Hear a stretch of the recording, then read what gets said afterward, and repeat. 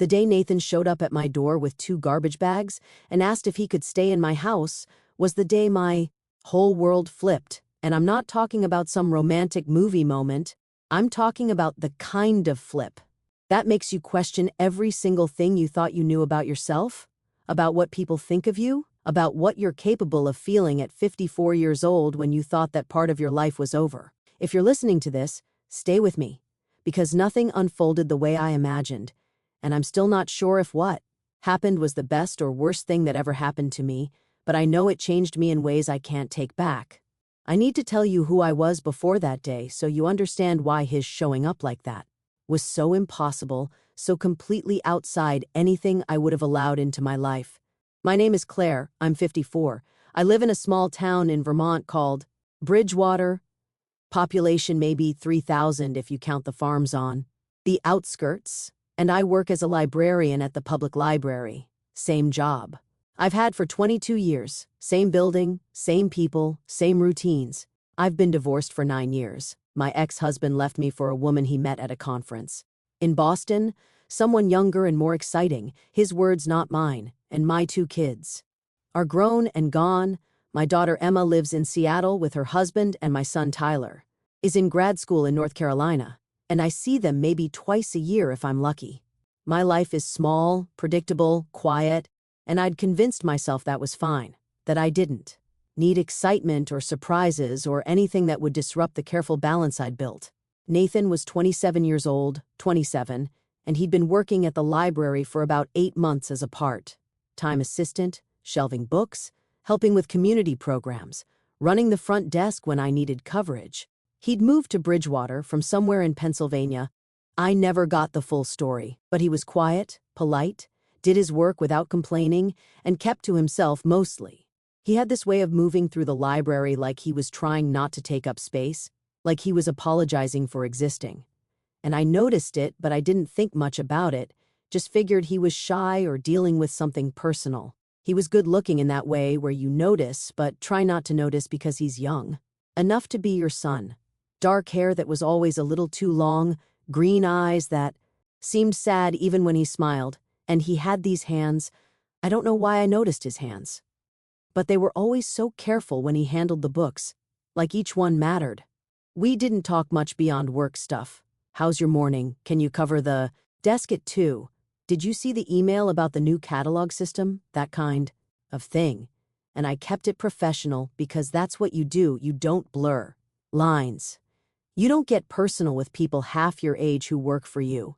But there were moments, small moments, where I'd catch him looking at me with this expression. I couldn't read, and I'd feel something, some flutter of something I hadn't felt in so long I'd forgotten what to call it, and then I'd push it down and remind myself how ridiculous it was, how inappropriate, how completely out of the question. It was a Thursday in late October when he showed up at my house, I remember, because I'd just finished raking leaves in the front yard and I was covered in dirt and sweat and feeling every single one of my 54 years in my back and knees, and I looked up and there he was, standing at the end of my driveway with these 2 black garbage bags, and his face was pale, like he'd seen something terrible, and before I could even ask what he was doing there, he said, "Claire, I'm sorry to just show up like this, but I didn't know where else to go. I need help." And something in his voice made my stomach drop. I walked over to him, still holding the rake, and I said, "Nathan, what's wrong? What happened?" And he looked down at the garbage bags and then back at me and said, "I got evicted. I have nowhere to go. I've been staying with a friend, but that fell through, and I don't have money for a hotel, and I know this is asking too much, but is there any way I could stay with you for a few days, just until I figure something out? I'll sleep on the floor. I won't be in your way, I promise." And I just stood there staring at him, my brain trying to process what he was asking. And the first thing I thought was, no, absolutely not. This is insane. You can't have a 27-year-old man staying in your house. What would people think? What would your kids think? What would he think? And I opened my mouth to say no, to tell him I couldn't help him, that he needed to find somewhere else, but what came out instead was, "How did you get evicted?" And he said, "It's complicated. I fell behind on rent, some other stuff happened. I can explain, but I really need to know if you can help me because I literally have nowhere else to go." I looked at his face, really looked at it, and I saw something there that I recognized, this raw desperation that I remembered. Feeling when my husband left, this sense of being completely lost and alone and not knowing how you're going to survive the next hour, let alone the next day. And I heard myself say, okay, you can stay for a few days, just a few days, until you figure something out, and the relief that washed over his face was so intense it almost hurt to see. He said, "Thank you. God, thank you. I promise I won't be any trouble." And I said, "Come on. Let's get you inside." And I led him up to my house, this small 2-bedroom place I'd bought after the divorce, nothing fancy, but it was mine. And the whole time I was thinking, what are you doing? What are you doing? This is a mistake. But I couldn't stop myself.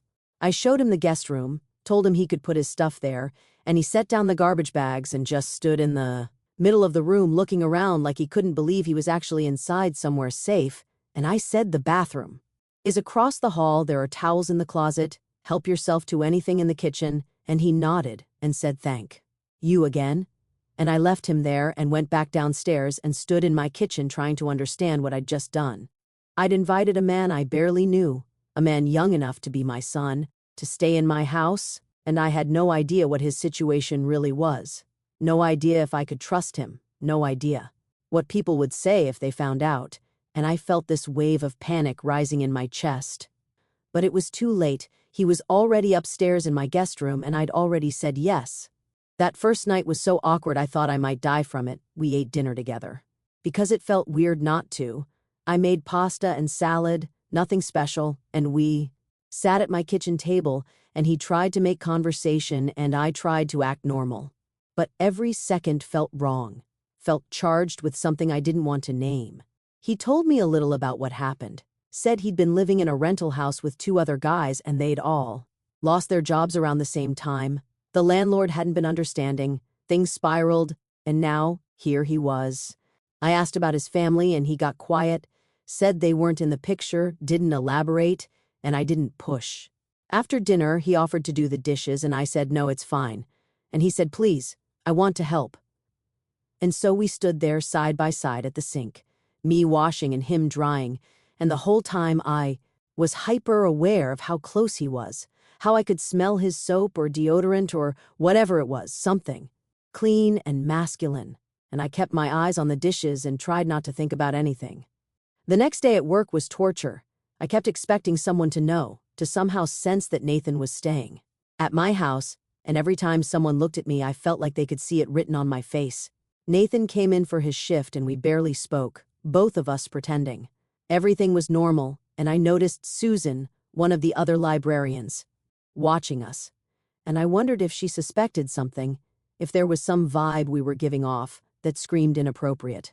At the end of the day, Nathan asked if I needed him to pick up groceries or anything on the way home, and Susan definitely heard that, heard him say on the way home like we were going to the same place, and I saw her eyebrows go up just slightly, and I said, "No, I'm fine," and Nathan left and I stayed late pretending to work on cataloging, but really just sitting there panicking about what I'd gotten myself into. When I got home that night, Nathan had cleaned the kitchen, done laundry, vacuumed the living room, and I found him in the guest room reading, and I stood in the doorway and said, "You didn't have to do all that," and he looked up and said, "I wanted to.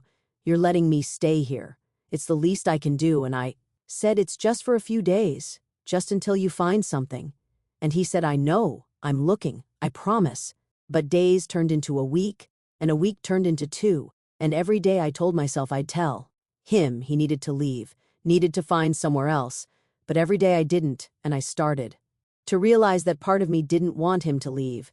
Part of me liked having someone else in the house, liked the sound of another person moving around, liked not being completely alone.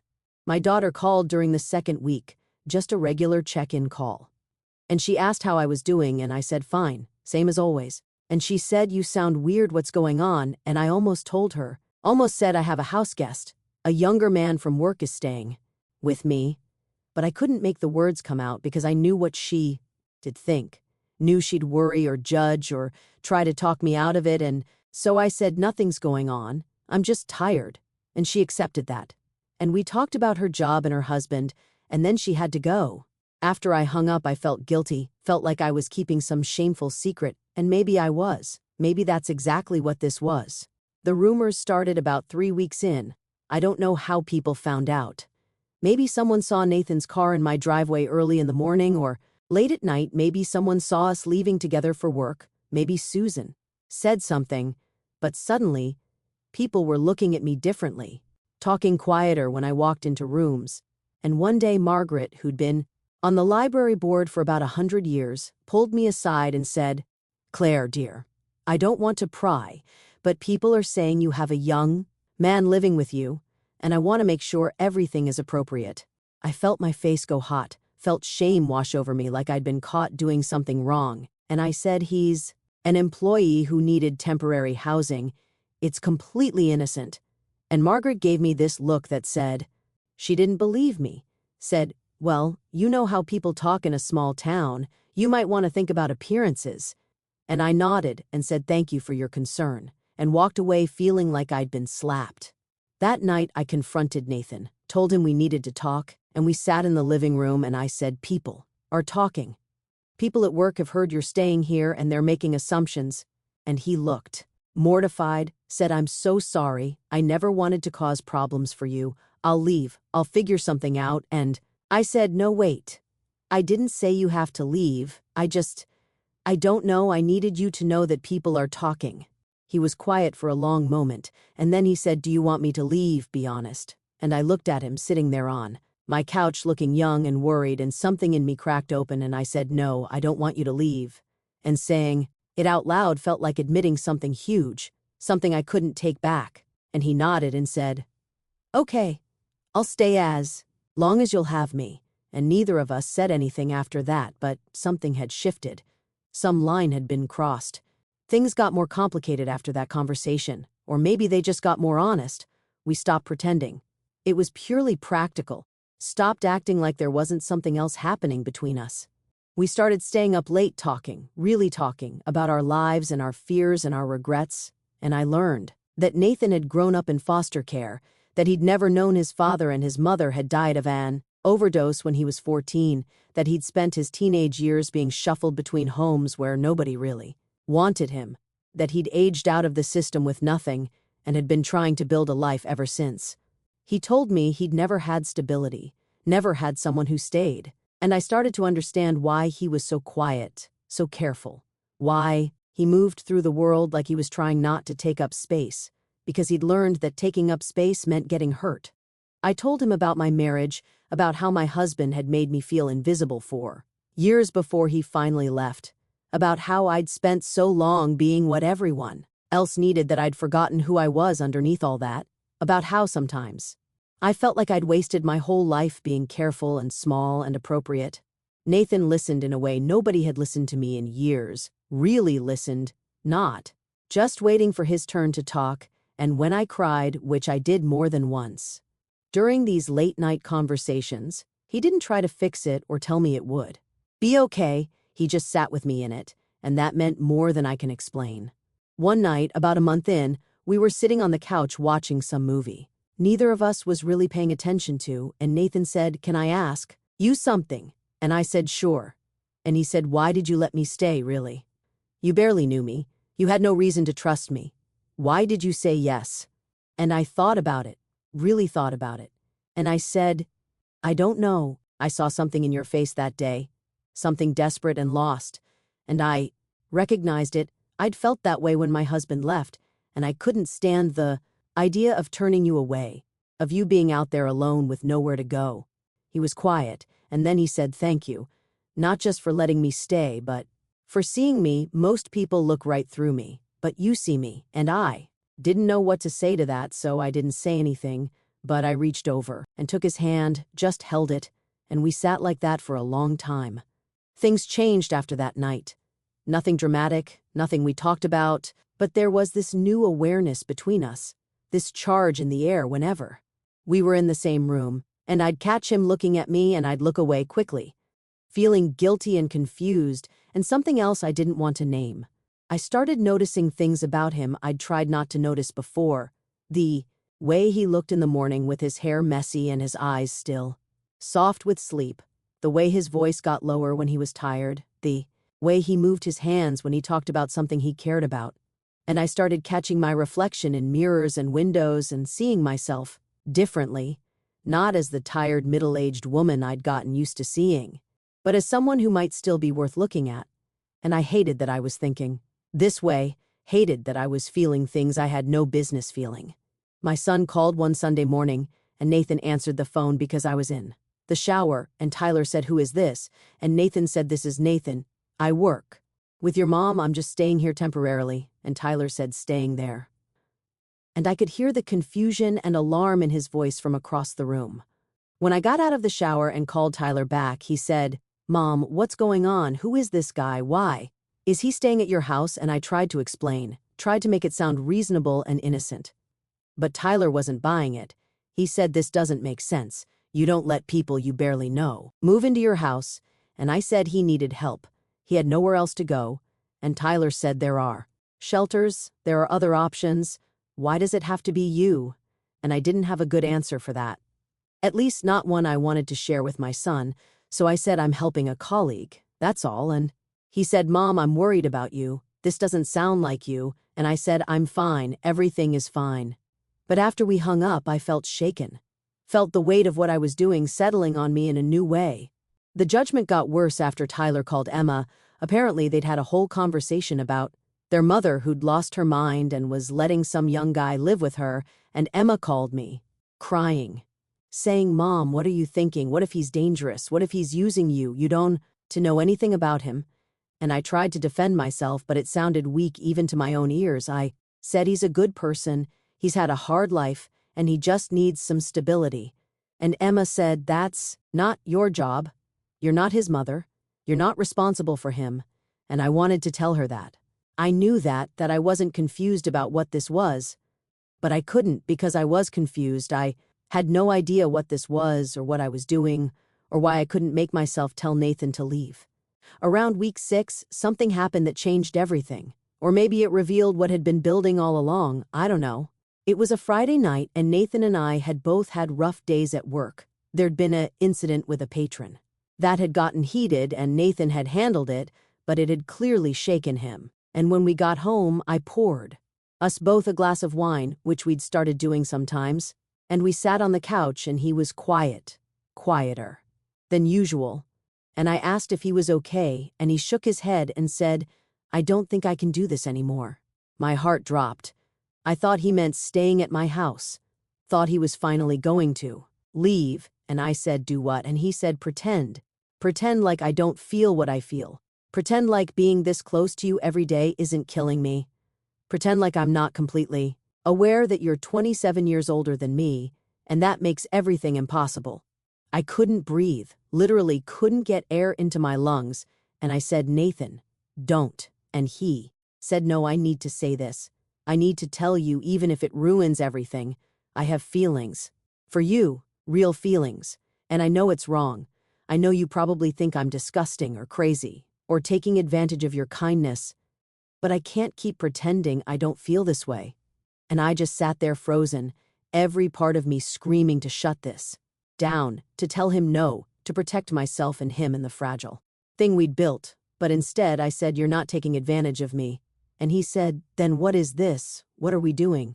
Because I can't keep living in your house and eating meals with you and talking to you every night and not tell you that I think about you constantly, that you're the first thing I think about when I wake up and the last thing I think about before I fall asleep." I was shaking, actual physical shaking, and I said, "This is impossible. You know that, right?" Even if I felt the same way, which I'm not saying I do. This could never work. People already talk. My kids already think I've lost my mind. If anything actually happened between us, it would be a disaster. And Nathan said, I know all of that. But I had to tell you, I couldn't keep it inside anymore. And now I have, and you can tell me to leave and I will. Or you can tell me to never bring it up again and I won't. But I needed you to know. We sat there in this horrible silence, and I could feel everything hanging in the balance, could feel that whatever I said next would determine the rest of my life in ways I couldn't even imagine. And I thought about all the years I'd spent being careful, being appropriate, doing what I was supposed to do, and where had it gotten me? Divorced, and alone and invisible. And I looked at this young man who'd somehow seen me when nobody else had, who'd listened to me, who'd made me feel alive again, and I said, I feel it too. God help me, I feel it too. What happened after that is something I still don't have words for. We didn't kiss that night, didn't touch beyond holding hands. But something irreversible had been set out. Loud, and we both knew it. And the next morning when I woke up, I lay in bed thinking I should feel guilty or ashamed, but all I felt was terrified and exhilarated in equal measure. We didn't talk about it directly for a few days, just moved around each other with this new knowledge between us, and I could barely function at work, kept making mistakes, forgetting things, and Susan definitely noticed, pulled me aside and asked if everything was all right, and I said yes, just tired, but she looked at me like she knew I was lying. Nathan started looking for apartments more seriously, said he couldn't keep imposing on me, and I found myself getting upset about it even though I knew it made sense, knew he couldn't live in my house forever, but the thought of him leaving made me feel panicked, made me realize how much I'd come to depend on his presence, on having someone to come home to.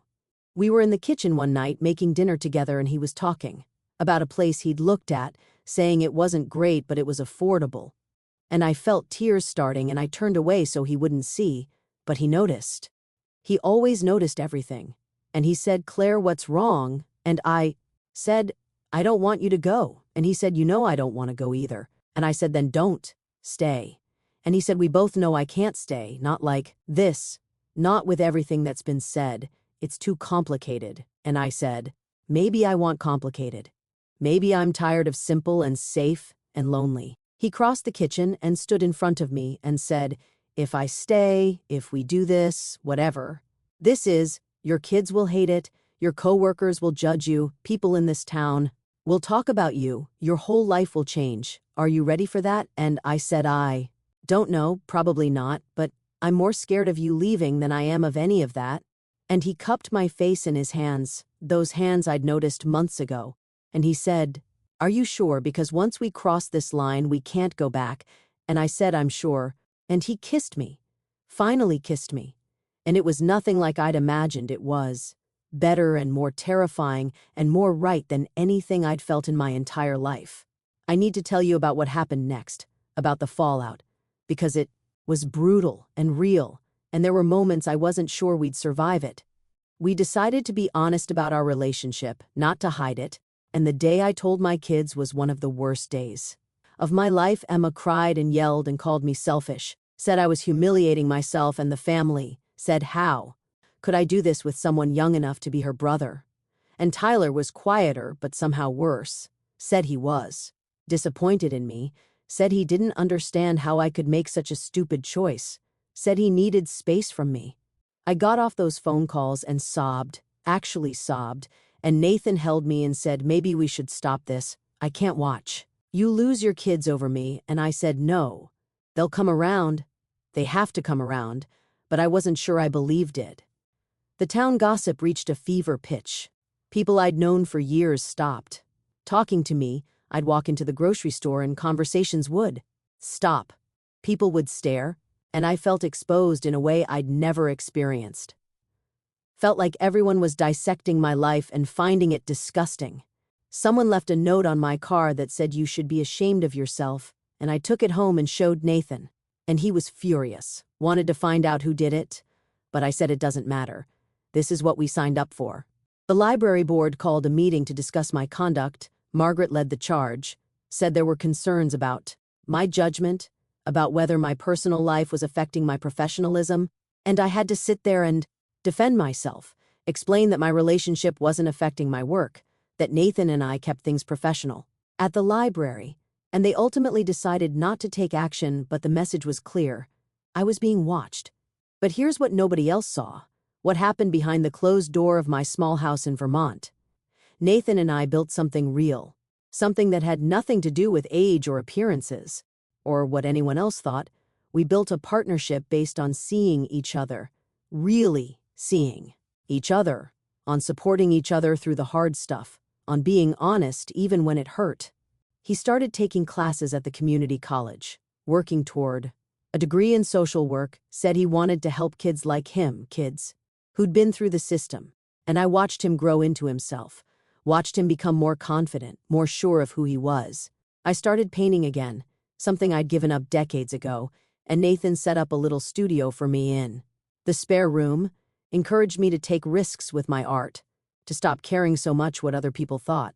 6 months in, my daughter Emma called and said she wanted to come visit, wanted to meet Nathan properly, and I was terrified, but I said yes, and she flew out. And it was awkward at first, so awkward, she was polite but cold, and Nathan was trying so hard to make a good impression, and I felt caught in the middle. But something happened on the second day of her visit. Emma and Nathan were in the kitchen talking while I was outside. And when I came back in, I could tell something had shifted. Emma had been crying and Nathan was listening to her talk about her divorce, which I didn't know she was going through. She hadn't told me. And later that night, Emma pulled me aside and said, "I get it now. I get why you're with him. He really listens, doesn't he?" And I said, "Yes, he really does." She didn't fully approve, still thought the age difference was weird, but she softened, said she could see I was happy, and that had to count for something. Tyler took longer, didn't visit for over a year, but eventually he called and said he was coming through Vermont for work and could he stop by, and I said of course. And it was tense when he arrived. He barely spoke to Nathan, but on the last day they ended up talking about sports or something. I wasn't paying attention to what they were saying, but I saw them laughing together, and something in my chest loosened. Tyler pulled me aside before he left and said, "I still think this is weird, Mom, but I can see he treats you well, and I guess that's what matters." And it wasn't full acceptance, but it was something. The quiet character in all of this, the person who changed everything without saying much at all, was Mrs. Chen, an elderly Chinese woman who lived next door. She was maybe 80, had lived in that house for 40 years, and she barely spoke English, mostly kept to herself, but she'd wave sometimes when she saw me. About 8 months into my relationship with Nathan, we were outside raking leaves, and Mrs. Chen came over, stood at the edge of my property, and in broken English she said, "You happy?" And I said yes, and she said, "Good, you happy long time. Alone? Now you happy? Good."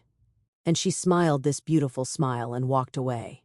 Nathan looked at me and said, "I think we just got Mrs. Chen's blessing." And I laughed, actually. Laughed, and I realized how much I needed that, needed someone, anyone, to see us and not judge.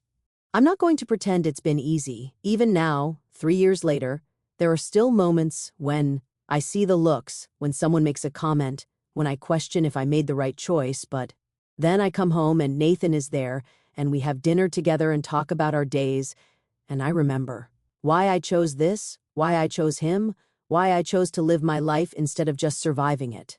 He's 30 now, and I'm 57, and sometimes I think about the future, about what happens when I'm 70 and he's 43, about whether he'll regret this, whether he'll wake up one day and realize he gave up his youth for someone who can't give him the things someone his own age could. But when I bring it up, he says, "Claire, I didn't give up anything. I gained everything you gave me. A home when I had nowhere to go. You saw me when I was invisible. You taught me that I'm worthy of love. How could I regret that?"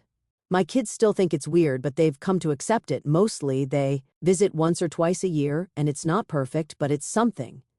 And Emma recently told me she's glad I'm not alone anymore, said she used to worry about me being in that house by myself, and that meant more than she probably knew.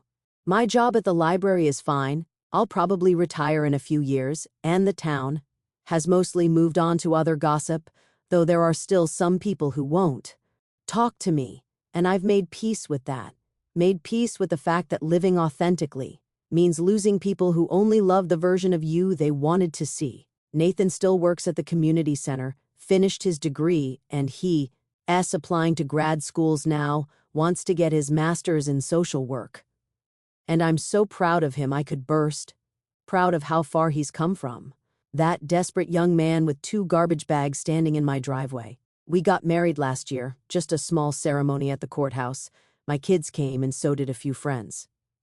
And Mrs. Chen brought us homemade dumplings to celebrate, and it was simple and perfect in hours. People asked why we bothered getting married, said what's the point, and I said, because I want to be his family legally, want to make sure he's taken care of. If something happens to me, want him to know he has a home and a person who chooses him forever, because that's what he's never had and what everyone deserves. I think about that day a lot, the day Nathan showed up at my door asking to stay, and how my whole world flipped in that moment. Flipped in ways I couldn't have predicted, couldn't have imagined, and I wonder what would have happened if I'd said no. If I'd protected myself and my reputation and my comfortable, lonely life, and I'm so grateful I didn't. So grateful I took the risk. Even though it cost me things, cost me relationships and respect, and the version of myself I'd built over 54 years. Because what I gained was worth all of it. What I gained was a partner who sees me, who chose me not because of what I could give him materially, but because of who I am, and who taught me that it's never too late to start over. Never too late to choose love over fear. Never too late to flip your whole world upside down and see what you're actually made of. The truth is, I'm not the same woman I was 3 years ago. Not even close. That woman was small and scared and convinced her life was over. Convinced she'd had her chance at love and lost it, and that was that. And now I'm someone who knows that life doesn't follow the rules we think it does. That love doesn't look the way we expect it to. That sometimes the person who saves you is the person everyone else thinks you're saving, and that the bravest thing you can do is let yourself be seen, really seen, even when it costs you everything you thought mattered. Because what you get in return is yourself, whole and real and finally alive.